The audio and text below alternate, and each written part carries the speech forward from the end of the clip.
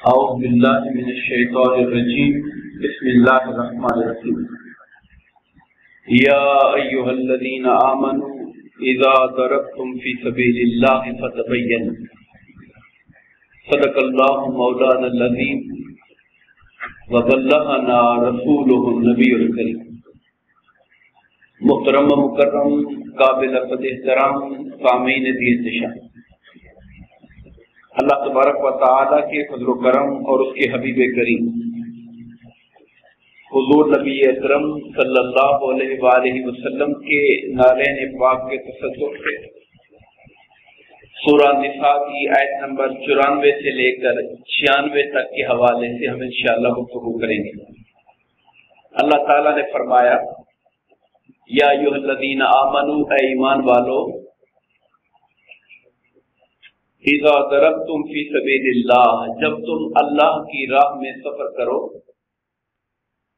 فتبینوا، تو پھر تم خوب چھان پھٹک کر لیا کرو۔ اللہ کی راہ میں سفر کرو سے مراد یہ جہاد کے لیے جب نکلتے ہو تو خوب تحقیق کیا کرو کسی پر حملہ کرنے سے پہلے۔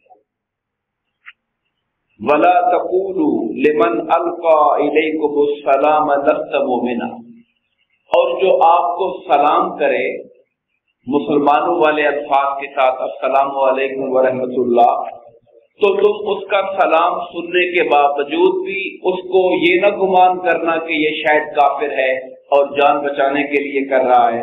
تو کہا جو تمہیں سلام کرتا ہے اسے یہ نہ کہنا کہ تم مومن نہیں ہو۔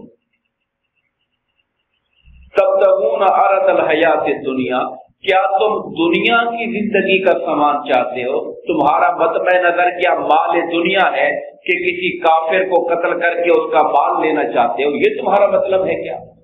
مقصود تمہارا کیا یہ ہے؟ فَعِندَ اللَّهِ مَغَانِمُ كَثِيرًا، مال دنیا کی پرواہ نہ کرو، اللہ کے پاس بہت غنیمتیں ہیں، بہت مال ہے، جب اللہ دے گا تو بے انتہا خزانہ تمہیں دے گا۔ یعنی تمہارے جہاد کا جو پرپس ہے، جو مقصد ہے، وہ مال غنیمت کا حصول نہیں ہے، تمہارے جہاد کا مقصد اللہ کے دین کی سربلندی ہے۔ یہ اس سے پہلے بھی میں اس موضوع پر گفتگو اس سے پچھلی آیات میں بھی کر چکا ہوں۔ کچھ ایسے واقعات احادیث پاک کے اندر آئے ہیں جن میں بعض لوگ جب گئے سفر جہاد پر تو راستے میں کفار کے علاقے میں کوئی بندہ ملا اور اس نے انہیں مسلمانوں کو دیکھ کر کہا السلام علیکم ورحمۃ اللہ، تو اس کے باوجود بھی کسی نے حملہ کر دیا اس کے اوپر، اس کو مار ڈالا، یہ سمجھ کر کہ شاید یہ ہے تو کافر، صرف اپنے آپ کو اکیلا سمجھ کر ہم سے بچنے کے لیے وہ سلام کر کے چلا گیا۔ اس پہ اللہ پاک نے تنبیہ فرمائی کہ خبردار ایسا ہرگز نہ کرنا۔ جو اپنے آپ کو مسلمان ظاہر کر رہا ہے تو تم کیوں درپے ہو کہ وہ کافر ہوگا؟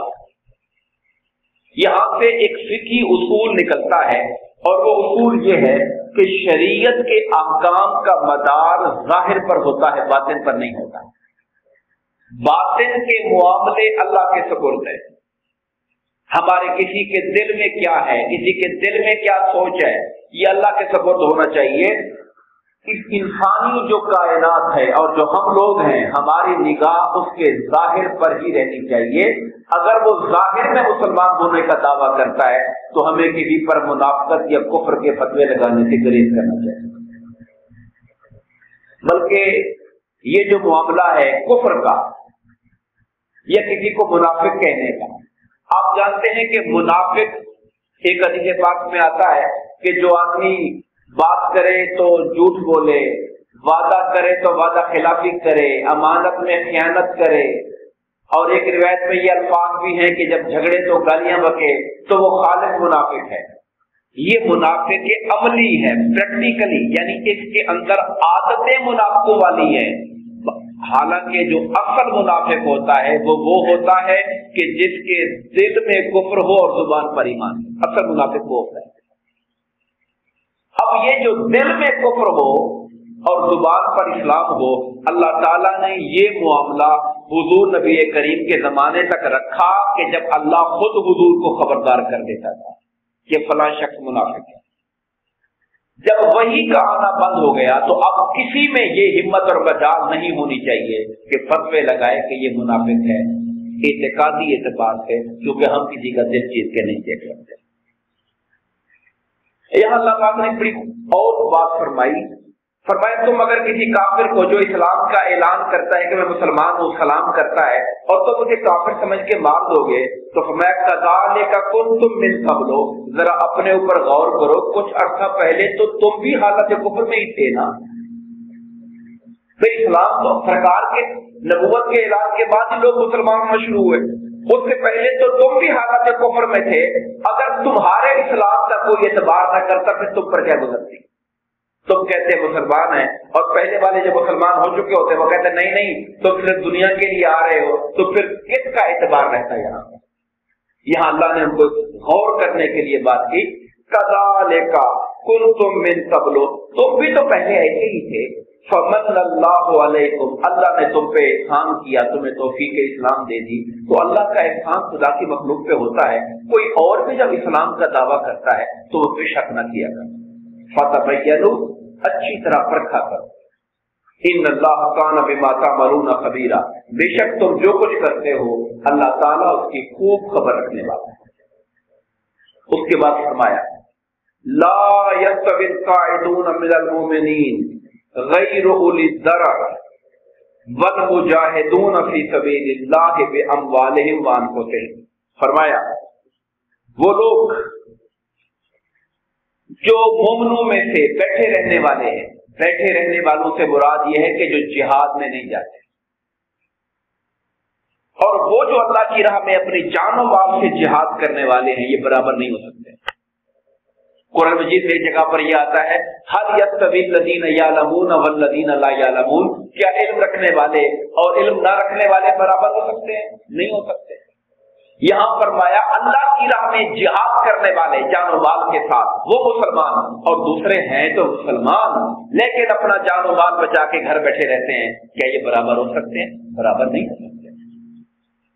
فضل اللہ المجاہدین باموالہم وانفسہم علی القاعدین درجہ، اور وہ لوگ جنہوں نے اپنے جان و مال کے ساتھ جہاد کیا، اللہ نے بیٹھے رہنے والوں پر ان کو فضیلت عطا فرمائی ہوئی، ان کا درجہ بلند کیا ہوا ہے۔ وَكُلًّا وَعَدَ اللَّهُ الْحُسْنَى، مگر اللہ نے بھلائی کا وعدہ ہر ایک کے ساتھ کیا ہے۔ جہاد پہ جا سکا، جہاد پہ نہیں جا سکا، اگر مومن تھا تو بھلائی کا وعدہ ہر ایک کو ہے۔ اللہ نے جس کا جو عمل ہے اللہ اسے قبول کرے گا، مگر مجاہدین کے درجے کو وہ نہیں پا سکتا، مجاہدین کا درجہ اوپر۔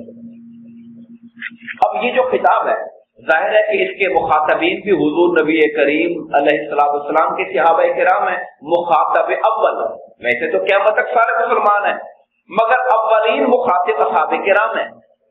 اب اس سے معلوم یہ ہوا کہ صحابہ کرام کے درمیان ایک درجہ بندی تو وہ ہے کہ علم والے صحابہ کون ہیں اور کون وہ ہیں جو علم والے نہیں۔ علم والوں کا درجہ اونچا ہو گیا، جیسے ہم کہتے ہیں عبداللہ بن عباس نے یہ فرمایا، عبداللہ بن مسعود نے یہ فرمایا، عبداللہ بن عمر نے یہ فرمایا۔ یہ وہ لوگ تھے جو محدثین تھے، زید بن ارقم تھے، حضرت معاذ تھے، حضرت علی مرتضیٰ تھے، خلفائے راشدین تھے، یہ علم والے لوگ تھے۔ ظاہر ہے علم کی بنا پر جو ان کا درجہ ہے، تو وہ جو علم والے نہیں مگر ہیں صحابہ، تو علم والوں کا درجہ ان سے بلند ہے۔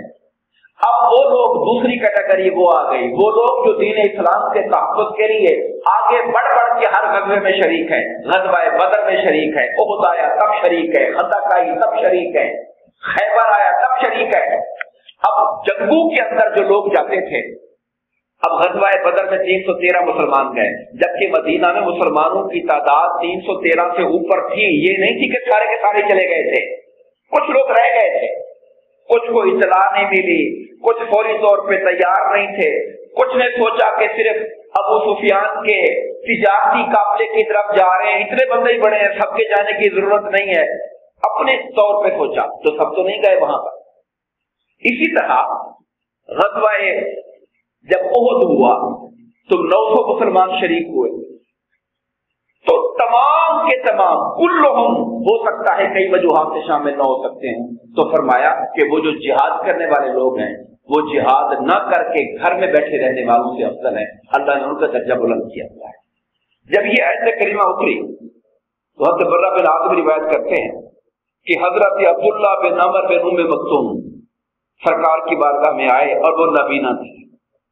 انہوں نے آ کے کہا یا رسول اللہ جہاد کے متعلق اللہ کیا فرماتا ہے کہ وہ لوگ جو جہاد پہ نہیں گئے ان کا درجہ نیچے ہو گیا, جہاد پہ جانے والے اونچا ہو گئے. یا رسول اللہ میں تو نابینا ہوں, میرا کیا بنے گا, میں پھر نیچے چلا گیا, میں تو نابینائی کی وجہ سے جہاد میں شریک نہیں ہو پا رہا ہوں. اللہ پاک نے قرآن کی آیت میں ایک لفظ کا اضافہ کر دیا, غیر اولی الضرر, وہ لوگ جو کسی تکلیف کسی عذر کے بغیر جہاد پہ نہیں گئے ان کا درجہ برابر نہیں ہو سکتا. وہ بندہ جو جہاد پہ جانے کی تڑپ رکھتا ہے, شوق رکھتا ہے, مگر بینا ہی نہیں ہے, ٹانگیں درست نہیں ہے, لگڑا پن ہے, یا موقع پر سفر لمبا تھا سواری نہیں ہے اور آنکھوں سے آنسو بہ رہے ہیں کہ آج میرے پاس سواری ہوتی میں بھی جہاد کے لیے جاتا. اب ان کا درجہ مجاہدین کے ساتھ گنا جائے گا ان کے شوق اور ان کے خلوص کی وجہ سے, ان کی محبت کی وجہ سے. ہمیں وَكُلًّا وَعَدَ اللَّهُ الْحُسْنَى, اللہ تعالیٰ نے سب کے ساتھ جنت کا وعدہ فرما لیا. وَفَضَّلَ اللَّهُ الْمُجَاهِدِينَ عَلَى الْقَاعِدِينَ دَرَجَةً, لیکن مجاہدین کا جو درجہ ہے وہ بیٹھے رہنے والوں سے بڑا ہے. درجات منہ, اللہ کی بارگاہ سے ایک درجہ نہیں کئی درجے ان کو ملیں گے. وَمَغْفِرَةً وَرَحْمَةً, اور اللہ کی راہ میں جہاد کرنے والے سے اگر چھوٹی موٹی غلطیاں بھی ہو جائیں تو اللہ کی طرف سے خصوصی بخشش بھی ہے اور رحمت بھی ہے. وَكَانَ اللَّهُ غَفُورًا رَحِيمًا, اور بے شک اللہ تعالیٰ بہت بخشنے والا نہایت رحم فرمانے والا. دعا فرمائیے اللہ تعالیٰ ہم سب کو اپنے کلام پاک کو پڑھنے, سمجھنے اور عمل کی توفیق عطا فرمائے. آمین. وما علینا الا البلاغ.